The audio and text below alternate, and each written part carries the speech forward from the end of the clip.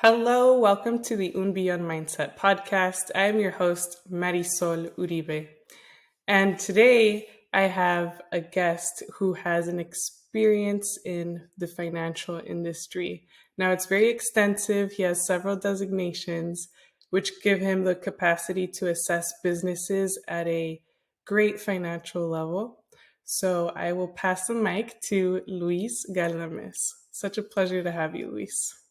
Hey, Marisol, thank you for having me. So I'll tell you a little bit about myself. I think it's important for you to get a background of who I am, what I've been doing, how long I've been doing it. Talk to you a little bit about some of the designations I've gotten along the way and why I'm qualified to be able to help people with their business and also with their personal finance. So I graduated from UC Santa Barbara in 2003. So it's about 20 years coming this June, and I got right into the industry. So I had a degree in business economics, psychology, and Spanish. So I triple majored, graduated in 3 years. I was really eager to get out of school, and I got right into the financial services industry. And I didn't really know much. So I come from a background where I didn't really know what stocks were. I didn't know what personal finance was. I kind of learned a little bit about that in college. But interestingly, in college, they don't really teach you personal finance. That's actually changing now. But back when I was in school, it was more economic. So they would talk to you about supply and demand and that type of stuff. A lot of theory, but nothing. How does it actually apply to me? How do I go out and save for my family? How do I start thinking about retirement, saving for different goals?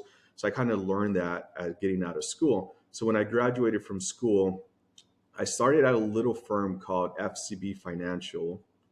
I got my licenses. So in the industry, if you're familiar, you get the Series 7, the 63, all that jazz to be able to talk to people about stocks and mutual funds and that stuff.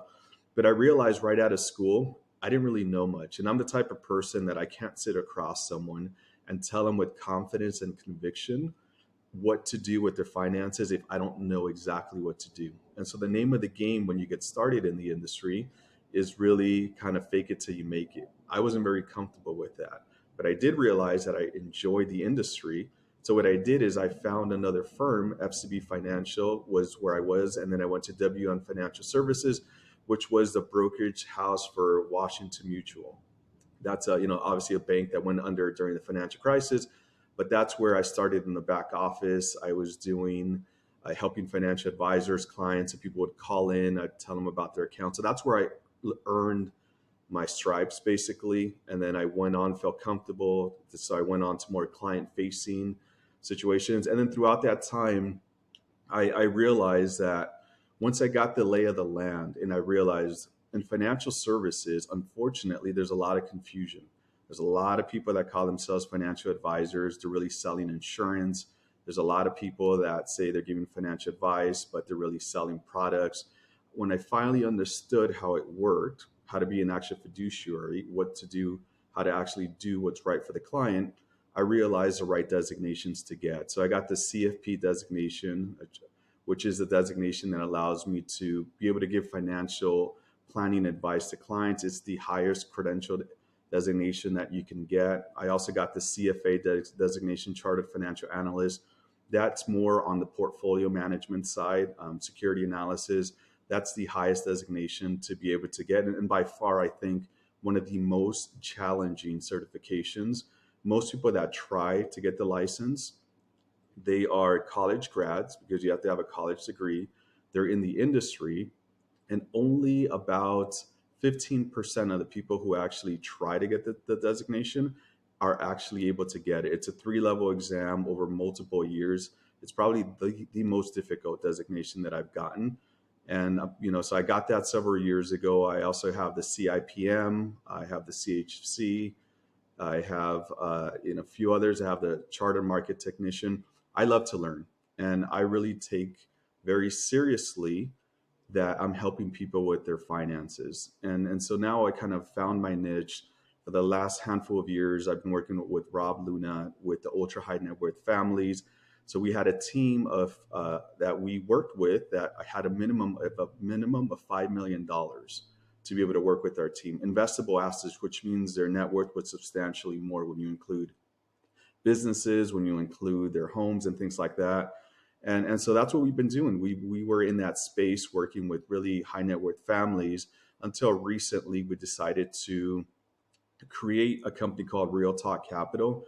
So what we found, because there's a lot of confusion on social media, there's just a lot of confusion in general out in the public, and really a lot of bad advice, unfortunately. We wanted to be able to give back to the community. So we created the company called Real Talk Capital, where we bring the same quality, same team, same expertise, same investment strategies, planning strategies that we were doing with ultra high net worth families, families that had substantial wealth with us, and being able to help people that normally wouldn't meet that, and especially the Latino community. That's to something I hold dear to my heart. I want to be able to help our community. We're very hardworking, but we need some guidance. And it's great to see that there's a lot more professionals out there, but there's still a lot more ground that we have to gain. And so, that's a little bit about me. And now I'm very happy that we're able to help, and a lot of people that normally wouldn't be able to meet our team minimum. That's awesome, Luis. And I do want to touch on how us Latinos, we don't have a hard worker issue. We're hard workers. We just have the issue of getting the right guidance, right? Meeting with the right people, the right professionals. So it's more of a networking concept that we can always improve on. And then from there, yes, double down on with our efforts to make us reach our goals. So certainly, if you're listening to this and you're intrigued about Real Talk Financial, how Luis and his team can help service your specific financial needs, check out the link in the description of the show for more information. Now, I want to get into for the average entrepreneur or business owner, some metrics that you should keep an eye on. Yeah, absolutely. So as small business owners, and that's something that we specialize in as well, is helping small business owners. And we've created businesses, we've exited businesses, and now we're creating a couple new businesses. So we have a lot of expertise in that space as well. And to Marisol's point, as a small business owner, as an entrepreneur, I would say the first thing that people need to understand is they really need to understand their business. And what I mean by that is doing some of the basic stuff, going back to fundamentals. I've spoken to many small business owners, and the first thing I ask for are, can I see your financial statements, right? So what are that? Your income statement, your balance sheet, and I want to see for the last 12 months and maybe 2 or 3 years, from where we are today, to get an idea of your business. Unfortunately, a lot of small business owners don't even have that. They basically, they're a hard worker. They're just trying to focus on getting revenue, but they're not understanding their financials. And it's important to understand where you are and how you're getting there, and at least quarterly being able to understand what's happening. Because here's how it works, right? Right now, we're already starting Q2 of 2023. The way it should have happened was last year in Q4. You should have been planning, what are your strategic objectives for 2023? By strategic objectives, I mean, what is your revenue target for 2023? What is going to be your margins for 2023? And how much of your total addressable market are you looking to capture in 2023? Because that's going to be very important as a business owner, right? You're the CEO of the company. You need to understand exactly where are you going to take the company, and you need to have these numbers, because once you have numbers, you're able to quantify. And when you can quantify something, you clearly understand, are you on track? Are you behind? Or are you ahead? So having these metrics for the year, then the way it works is every quarter, right, you should be at least 1/4 of the way there. So when the quarter ends, you'll be reviewing Q1 of 2023. Am I at least a quarter of the way to my 2023 goals? So the reason why we break it down is that if you're behind, you're able to identify now why you're behind, correct what you're doing wrong, put yourself on a path to make up for lost ground, and get back on track. If you don't do this, what's going to happen? 2023 will come and go, and then you're basically going to say, did I hit my goals or did I miss? At that point, it's too late. Nothing you can do. So you have to do it real time, quarterly. Can you tell us about the total adjustable market? Yeah, the total addressable market, that's a way to understand how you're going to grow the business. So it doesn't matter what business you're in. You could be a plumber, you can be a real estate agent, financial services. What you need to identify is who's your potential customer. And a way to do that is understanding if you're in the services industry, for example. I actually did this exercise for one of our academy members. He was a goalkeeper. So his academy is to teach people how to be goalies. And so what we did is we started from a very top level. And when we said, how many people are in the US? And there was like 330 million approximately people in the whole US. Okay. Then we broke it down. How many people of those are between the ages of, call it 5 and 21? The reason why we identified 5 to 21 is that, if you're 65 years old, you're not really going to be wanting to be a goalie, right? That's just not going to happen. So who is your potential customer? So once we narrow it down to how many people are between 5 and 21, then we break it down even more. Of those people in that age range, how many people actually like soccer, right? Because you could have people in that age range between 5 and 21, but they have no interest in soccer, which means they're not a potential client of yours. So once you identify how many people like soccer, you break it down, how many people are actually interested in learning to be a goalie, right? So there's 11 players in soccer, and one of those will be the goalie. So now what we've done is we've gone high level, broken it down, identified how many people are interested in being a goalie in the US.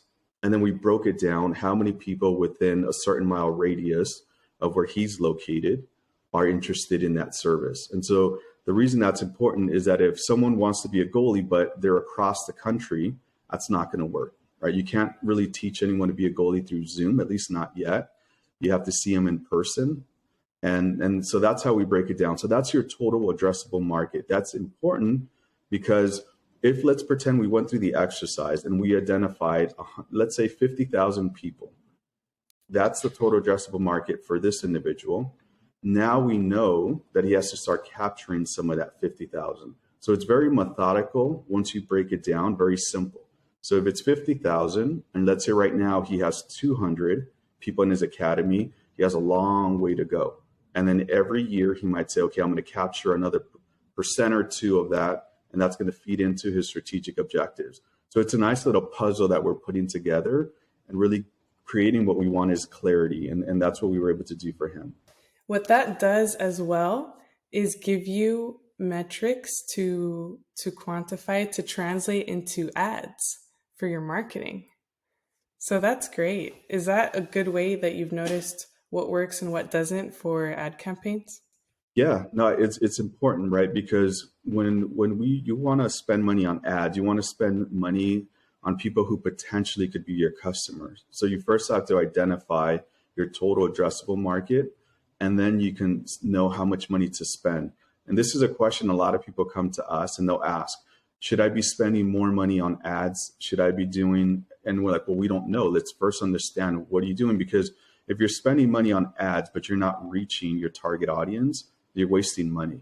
You're better off just not doing it. So once you know your total addressable market, you know where they are, you know how they consume the information, then you can be very strategic about implementing an ad campaign so that you're getting the most out of the money that you spend on ads.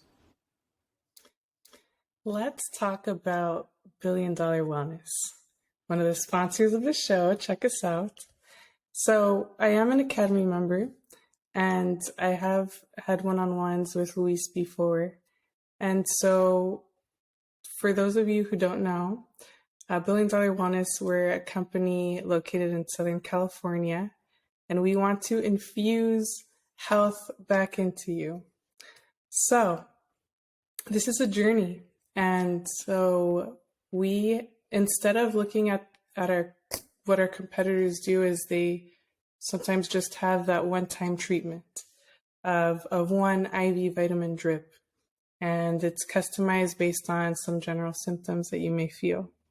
But what we want to do different is, say if someone has a goal for weight loss, we have a subscription-based model that we're working on developing, to where it's, for example, $300 a month, and that includes an accountability Q&A community group chat, some courses, so tools, additional tools to keep you, the client, on track. And so I've got a nurse practitioner on my team, a physician, and other RNs that could help you achieve your goals. So one of the things we have, Luis, is the capacity for the user to enter their weight on the interface. And then so we can objectively track that over time and see the trend. We have a spot for blood pressure, we have a spot for stress level. And so if you're not familiar with diabetes, I'm going to mention this condition as an example. I talk about it heavily in my book, by the way, Beyond Mindset Health. And so what you could do is, if you have a family history of diabetes or you've been diagnosed as pre-diabetic, you really want to look at your numbers. Now, there's two tests out there. There's the A1C, which gives you a blood sugar range of the previous 3 months. And then there's the current number that you could get from a glucometer that you could buy at the $300 a month with these included services. And I'm big on Latino education as well. So I want to enroll all my Latinos, everyone who does have this propensity, genetic predisposition for diabetes, prediabetes, anyone who just wants to keep track of their numbers, even if they're not diagnosed. I think it's a great way to infuse health back into people. What do you think, Luis? I think it's great. I think what you're doing is great. It's important, right? A lot of it is just educating people. And I like that you're using technology. And I love that you're building a business with the subscription, so SaaS, right? So it being able to get people on recurring revenue is extremely important, because that's something that's been happening over the last couple of decades. That's only going to continue to happen even faster. Is people, so in the past, businesses would sell product, right? So think about like Pepsi or Coca-Cola. You go in there, you pay something, you get sugar water, and you drink it, and that's it. That used to be the old way of consuming things. People just buy things. Now the new business model is, how do you get people to continually pay? So think about like Amazon, where Amazon Prime, right? You pay a subscription for it. Think about Netflix, Disney Plus, all these streaming services. They're all wanting people to get on and then continue to pay over and over. The great thing about these business models is that they're very light on assets. So it's called asset light. So you can get these businesses started. You don't need a whole lot of capital expenditures to get it off the ground. It's great. It's a really great way of doing business, and they're valued at really big multiples. Maybe something we'll talk about later, but at the end of the day, as a business owner, really your objective should be two. One, either grow the business where then it can cash flow for you and you can live the life you want off the business cash flowing, or number two, you'll eventually sell that business and you'll be able to then bring in money, right? And so having the right business model is going to allow you to really get the biggest bang for your buck. So I really like that you're building your business with that mindset, Marisol, because not saying that you're going to sell it, but eventually as you grow, it's just going to be worth more by doing it the right way. And it's still a fairly new business model. Again, it's been around for a couple of decades, but if you think about businesses in general, they've been around for hundreds of years. So this new way of thinking is really going to revolutionize the way businesses are ran. And you already see big companies like Uber is doing the same thing. Airbnb is doing the same thing. They don't own the assets. They're basically going out and getting people from the two sides. So it's a multi-sided platform business model. I really do believe that's going to be the next leg. And so anyone thinking of building their business, or if you're still a small business owner, thinking about how do you make it into a subscription basis business model is going to be key. Because if you can solve that, you're going to be able to grow your business a lot faster and it's going to be worth a lot more. Right. And, Weight loss is just one client avatar that we could look at. We also tailor to athletes. We have B12 injections, and that same ingredient that promotes weight loss can be presented to our monthly pop-ups at my gym. So far I've done 2 events with them.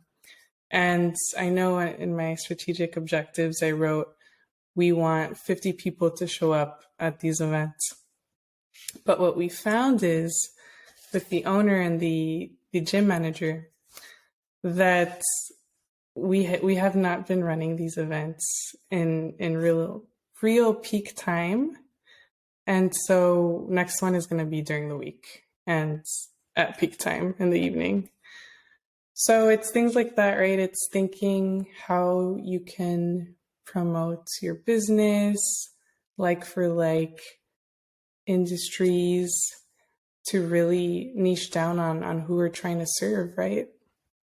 Yeah, no, I think it's very important. And talking about your business, Marisol, I know that you ran it through our entrepreneurship roadmap, which is our business plan. It's the way, anytime we do something, we're always trying to bring it back to a framework. And all we're wanting business owners to do is to have the clarity of knowing where they are today, where they'd like to go, then being very focused on executing on that business plan, and then a form of an accountability. If you have those components, you will be successful, but you have to be persistent in the business. So I know you started talking about your business, Marisol, and for us, it all starts with a vision statement. So we want to start with the vision statement. In other words, tell us where you think your business is going to be down the line when it's very successful. How do you want the world to understand your business? So why don't you share with us your vision statement? Vision statement of Billion Dollar Wellness is to empower at least 1 billion people to revamp their health with cutting edge preventative and regenerative medicine. Yeah, that's great, right? Because if anyone listens to that vision statement, they're understanding what you're doing, which is very, very key. So a vision statement, you want to use it for 2 ways. A vision statement, a lot of people use it very fluffy, right? They if you go on and you look at big companies, even big Fortune 500 corporations, multi-billion dollar corporations, they do their vision statements incorrectly, in our opinion, in that they make it very, very fluffy. What we want a vision statement is, how do you quantify that? Because your vision statement is the bigger picture. And then we're going to dive down to mission statements, strategic objectives, individual key performance indicators for the employees that all roll up playing together. So by now you'll probably understand everything that I do is, how do I put numbers around it? And I think your vision statement is great, which should then lead into the mission statement, right? So she gave us the bigger picture vision statement. Now let's dive into the mission statement. So over the next couple of years, what are 2 or 3 things that you'll do that can then get you closer to achieving that bigger picture vision statement that you just told us? So one point in my mission statement category is to educate and empower individuals with the knowledge and tools necessary to achieve optimal health through innovative technologies via the Un Beyond Mindset podcast, that's this podcast, Google Business Profile, YouTube, and Instagram social medias. And another point is to collaborate with medical professionals and organizations around the world via live recorded video conferences to promote education and advance the field of preventative and regenerative medicine, with the ultimate goal of improving global health outcomes. Yeah, that's great. So now she's breaking it down. And here's where we're going to quantify things, right? She said a few things. Marisol, the first thing you said was you want to educate people through a few different mediums, right? Mediums like your podcast and some others. So now I can put numbers around it, right? Because what happens now, I can easily, and that mission statement is going to tie into your strategic objectives that we'll talk about in just a moment. But the reason I like what Marisol did is, now I can clearly look at her business. I know she needs to be educating people. So as I look at her activity, is she talking about her business on our podcast? Is she doing the type of things that she should? Another thing she mentioned is collaboration. I can easily ask, how many collaborations have you done over the last quarter? How many are you planning to do the next quarter? What was your objective for the year? So now I'm putting numbers around it. What I'm basically doing is I'm going to hold Marisol accountable for her mission statement. And that's how you grow, holding people accountable, which is key. You also talked about just in general, helping global health. So we can break that down into numbers too. And that's a great thing about the framework is not necessarily to tell someone that they're not doing something. It's more helping them, right? And the only way you can help people is by understanding what's happening. Everyone has a coach, or everyone should have a coach or a mentor that can help them along. That's the only way you're going to grow. You see great athletes like Kobe Bryant, Michael Jordan, right? They all hired people to help them. They were the best, arguably, at what they do. Even people in business, top CEOs, they all have coaches that they walk through similar frameworks, and the coach holds them accountable. Because the way we're wired is that we necessarily cannot hold ourselves accountable. We need someone else to do it. We can do it to a certain extent, but if you're going to be great, if you're going to be the top in what you do, you're going to need someone from externally to hold you accountable. And the first step in doing that is having that clarity. And basically is what Marisol just walked us through on her mission statement. All right, I have one more. Then that's to provide accessible antioxidant therapy.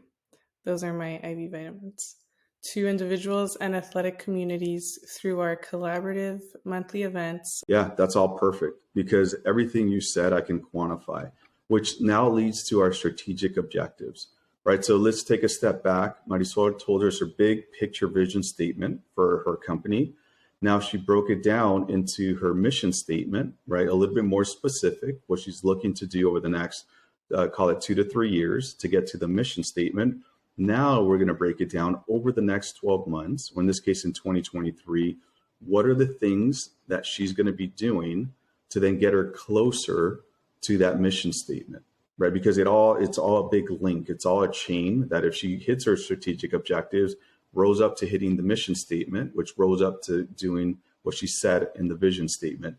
Now, strategic objectives, I'll tell you, there should always be 3 that everyone should have. I don't care what business you're in, you should have at least these 3, and then another 2 to 3 that are more industry specific. The 3 that you should have, number 1, is always have a revenue target for the year. What is your revenue going to be in 2023? Now you can quantify it by dollar amount. I could say I want my revenue in 2023 to be $3 million. Or I could say I want my revenue in 2023 to be 50% greater than it was in 2022. So you could either do in percentage terms or in absolute dollar amounts. The second one you want to have is margins. Margins are important, right? That's the bottom line. So when you're in a business, you sell something or you're in services, that brings money in. Those are your sales. Then you can have expenses, right? There's going to be salaries, maybe office space, depending on the type of business you have. And then you can have your net income. What is left after you've done all that? So margins help us identify that. So let's say, for example, someone has a business where they sold $1 million and they have 20% margins. What that tells me is that they have $800,000 of expenses. So if I take $1 million, I subtract $800,000 of expenses, I'm left with $200,000 in my pocket. So the way you get to margins is you would take the $200,000 net income divided by total sales, in this case, $1 million. So 200,000 divided by $1 million gives you 20%. Now you know that I keep 20%, or in my case, my example, 200,000. The reason margins are important is that I can compare it very easy to other type of businesses.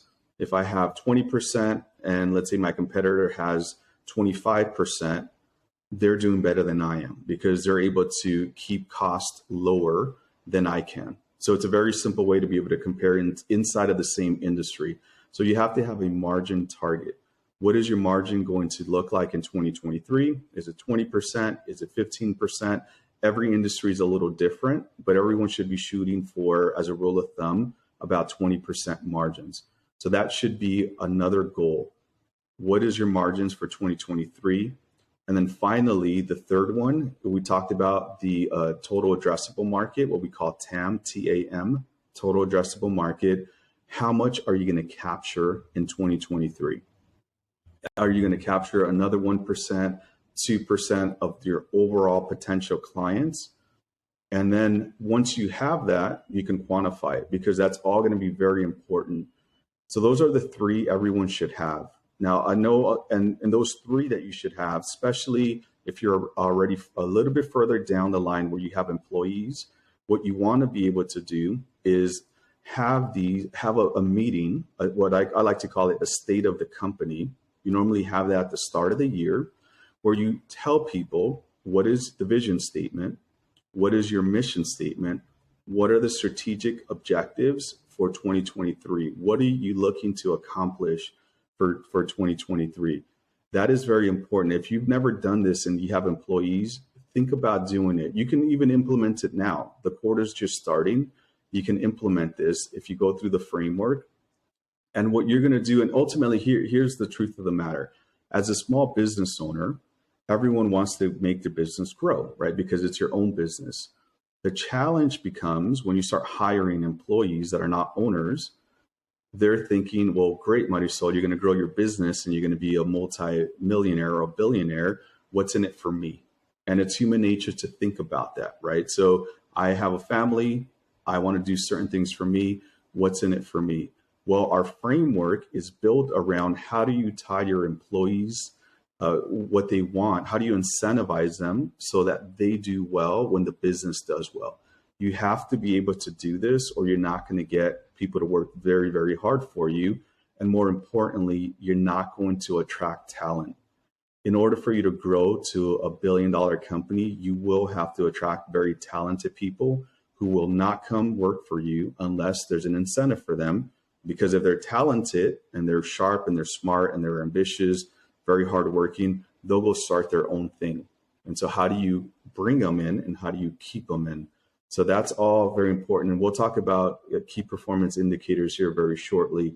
But again, coming back to strategic objectives, those are the three: a revenue target for the year, your margin target for the year, and how much of your total addressable market are you going to capture in 2023.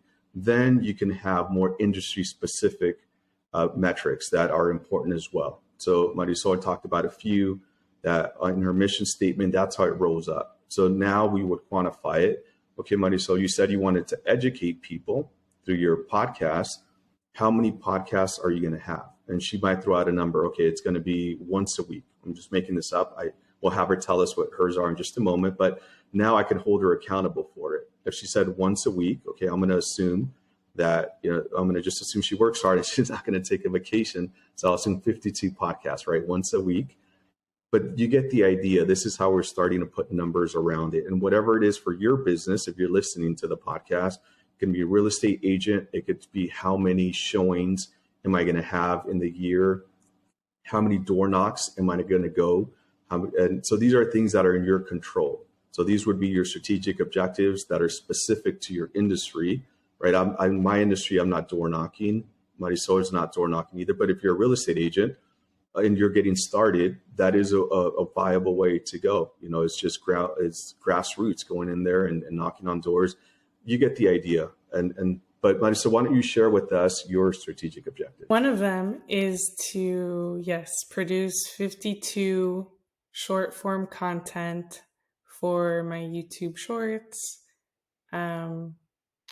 throughout the rest of the quarter. I talked to my team and they're like, just take a Sunday, take a couple hours and just shoot them out and send them to us for edits. And I'm like, you're right. I can't overthink this stuff. I mean, if it's short form content, especially, I shouldn't have a problem with that.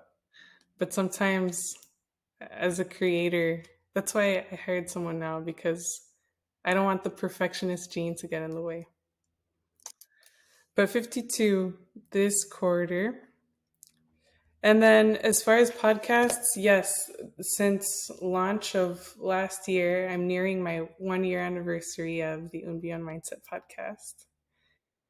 Thank you. I do plan to, after a season of having guests, bring the attention back to the health component because I am a nurse by trade and I've been a nurse for 6 years, seen over 7,000 patients.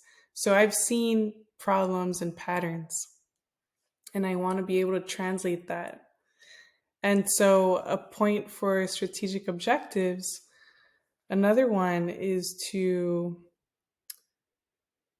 in line with what I just said, create and publish regular content for the Un Beyond Mindset podcast, social media channels, and other platforms to increase website and social media engagement by 20% by the end of the fiscal year. And continue to host monthly collaborative events with Hotworks Fullerton with an attendance goal of at least 50 participants per event to provide education, support, and access to master antioxidant therapy. And I want to establish at least 3 new affiliate partnerships with medical professionals and organizations in the field of preventative and regenerative medicine by the end of the fiscal year. And one big one that will help me with my content is reading and disseminating findings from 7 peer-reviewed journal articles related to ongoing research and development to improve the effectiveness of our products and services, resulting in at least 2 new service releases within this fiscal year. So that's that exciting new program that I talked to you guys about in the beginning of this show. Yeah, that's great. I think it's important, right? So Marisol has shared industry specifics of what she's looking to do. And again, now we can quantify it. She told us how many strategic partnerships she wants, right? 3. She told us that she wants a certain number of attendance for the conferences that she'll do.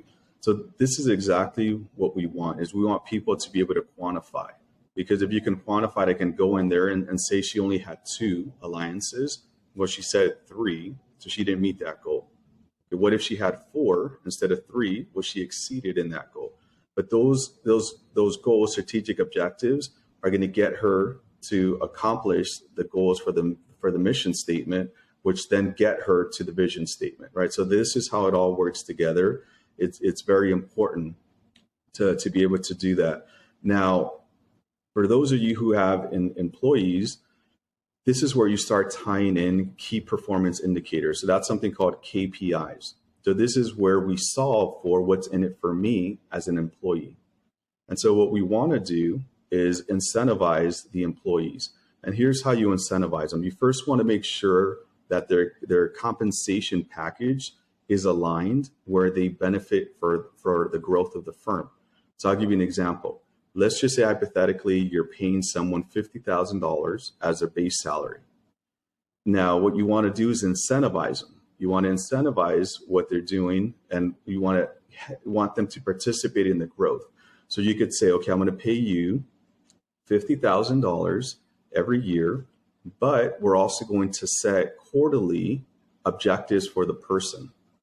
And what you're going to do is set at least 4 key performance indicators for that person. And the way you're going to roll this out is you're going to have a meeting with your employees, and you're going to let them know of this new system that you've learned and that you want to implement, and you want them to participate. If they hit their goals, they're now going to be able to make more money. And the 4 goals that you're going to assign to them, and actually before you assign to them, I'll tell you exactly what we do in our firm. What we do is we first have this state of the company that I talked about, where we talk about what's our strategic objectives for the year. Then we have individual KPI meetings. Now, before those meetings, after I've had the group discussion with everyone where we share where the firm needs to go for the year, I send an email ahead of time. And I say, hey, Juan, I'm going to have this meeting in a week from now. Tell me, after learning the things we need to accomplish for the firm, how do you think you can contribute to the growth? Now, if let's say this is a made up person, let's say Juan's in sales, and my goal was to hit $1 million of sales, and I have 4 salespeople, right? And I'm counting 100% of the sales to come from them. Then I would need 250,000 of sales to come from Juan, right? Because then the other 3 will bring the other 750,000. That gets me to my $1 million. So I want him to kind of think about it and come back. Now, let's say that Juan didn't really connect the dots. Then in that meeting, I'm going to help him and walk him through it and then assign 4 KPIs that he agrees on. The reason I don't want to just assign it to the person is you want buy-in. It's human nature. No one really likes to be told what to do. At least most of us don't. So you want to have them participate. And if they, in their mind, if they know that they're contributing, then they actually feel like they're part of this growth, right? They're not being told what to do. They were helping develop this with you. And most people will get it eventually. But if they don't, then you as the owner or the manager, the supervisor would help assign those 4 things. The reason I want 4 is that if you hit all 4 for the quarter, you're going to get your bonus. Now, if you miss one, you're only going to get 75% of your bonus. If you miss 2 of the 4, you're only going to get 50% of the bonus. If you miss more than 2, you're not going to get anything in the bonus. And I tell this up front. And the way the bonus structure works would be you would earn basically, it depends on the company, but let's say that my $50,000, and I wanted to do 10% of the bonus of their salary. So for the whole year, they could earn an additional $5,000. And if I divide that by 4 for the quarter, would be $1,250. That's the additional money that they can get if they hit all 4 of those KPIs. If not, then you prorate it based on the system that I just told you. So what you're doing now, there's now money on the table for them to obviously make more money. So now they're going to want to hit the sales numbers. They're going to want to do that because they're not only making their salary, but now they're getting a bonus on top of it. Now, if you wanted to take it to that next level, what you could also do is an annual profit sharing and say, if the company hits these numbers, you'll get an additional 10% of what the company does. And so what we're doing now with that profit sharing is we're basically creating a collective team goal, right? So let's say I had a business, let's say Marisol and I were the 2 employees making this up. And let's say Marisol is hitting her goal, her personal goal, her KPIs. So she's going to get her quarterly bonus, but I'm not. Now she's incentivized to help me because there's another bonus at the end of the year that if we hit it as a team, she's going to collect on it. So it's very methodical what we're doing. We're creating a collaborative environment where she's incentivized to help me. Otherwise, she might say, well, hey, Luis, I'm making my goal. I'm good. Good luck to you. But that's not the way we want to build teams, right? If you're going to build $1 billion company, you need that collaboration. You need where people want to be able to help each other.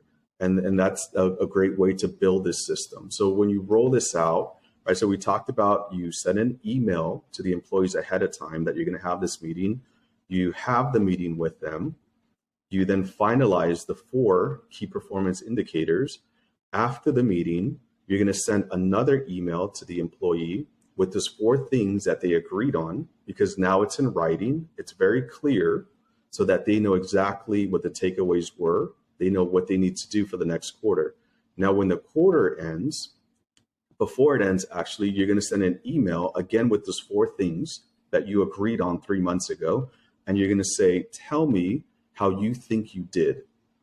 So this is very important because I don't want to go tell them how they did. I want them to tell me how they think they did.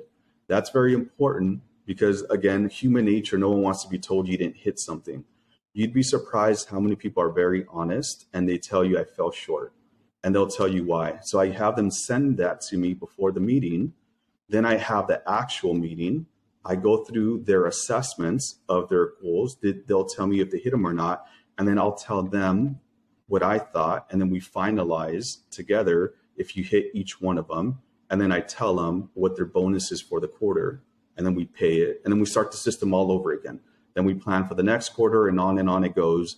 And so now they're very incentivized in what we're doing. And they eventually become very engaged because there's money on the table for them. And if you, as a business owner, of course, you're growing your business, and that's going to be good for you. But you always want to take care of your people. That's first and foremost. People are your most important asset. I don't care what business you're in. People are the ones that are going to help you make your business successful, or they're going to break your business. You as an individual, as a small business owner, you can go so far as you running your own business. But if you're really going to grow a business into a multi-billion-dollar enterprise, it has to be able to run without you. And that's something we haven't even talked about. So maybe I'll tell you very quickly here, because a lot of people are small business owners and they think they have a business. They think they have their enterprise.